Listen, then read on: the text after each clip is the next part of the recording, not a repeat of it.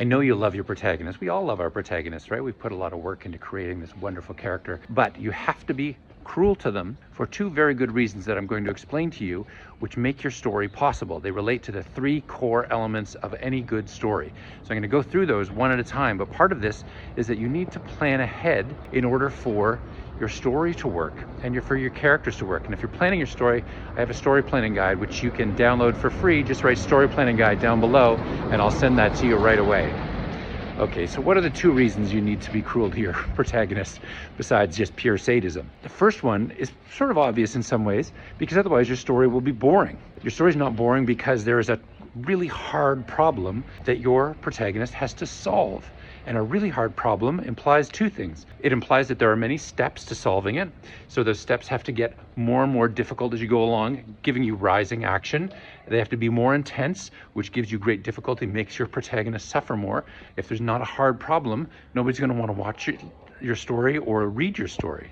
The second reason why you need to be cruel to your protagonist is because your protagonist is a character. They're not a human being. And that's an important distinction because characters serve a purpose within the story. They're not simply like humans, which may serve a purpose like, oh, they're a parent, oh, they're a teacher, or they're a policeman, or whatever they happen to be, and that's their role that they're performing. They may do that in your story, but they also perform a story function. The story function of a protagonist is that they are trying to solve the problem of your story in a way which demonstrates the truth of your theme.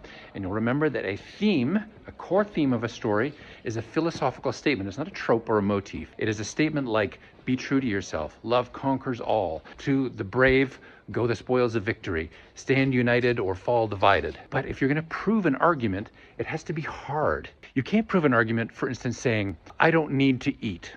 I can live on just breathing air. And then 5 minutes pass and you say, see, I'm still alive and I haven't eaten anything. Well, that's true. That's true.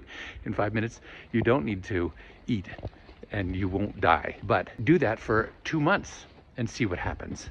Then suddenly we see the impact if you survive at all. It's the same kind of thing. You want to demonstrate the truth of a theme, you have to make it as hard as possible for them to achieve it by aligning themselves with the theme. And that means being hard, being cruel to them.